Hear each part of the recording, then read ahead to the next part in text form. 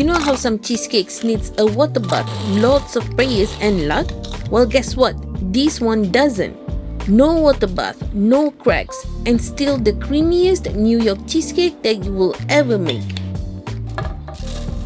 The crust adds that buttery, cozy flavor that sort of hugs the feeling. The real secret starts after this part, and once you know it, you'll never make cheesecake any other way.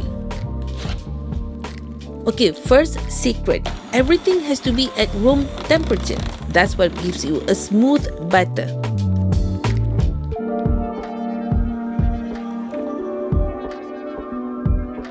Second secret, don't overmix. Just whisk briefly until it's smooth and creamy. The more air you beat in, the more your cheesecake wants to crack later.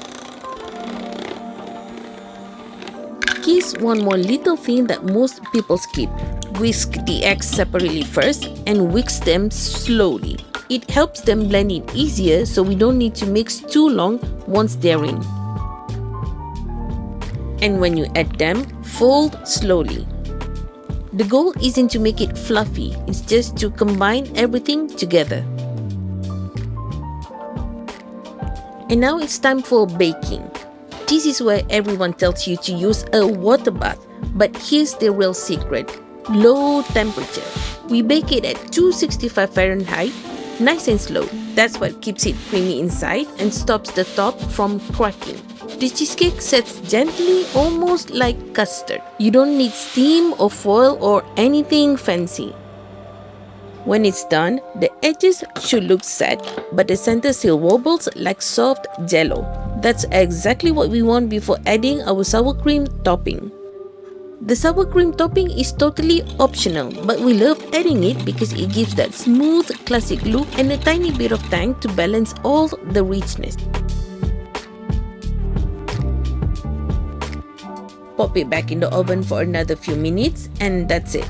Then let it cool completely at room temperature before chilling.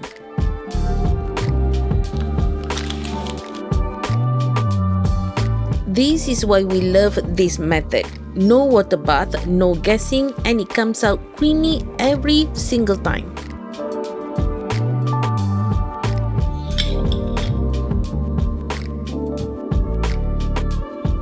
We like to finish it with our raspberry coulis that's sweet, tart, and so simple. If you've been with us for a while, then you already know that our cheesecakes don't fail. Now, go and make it and tell us what you think.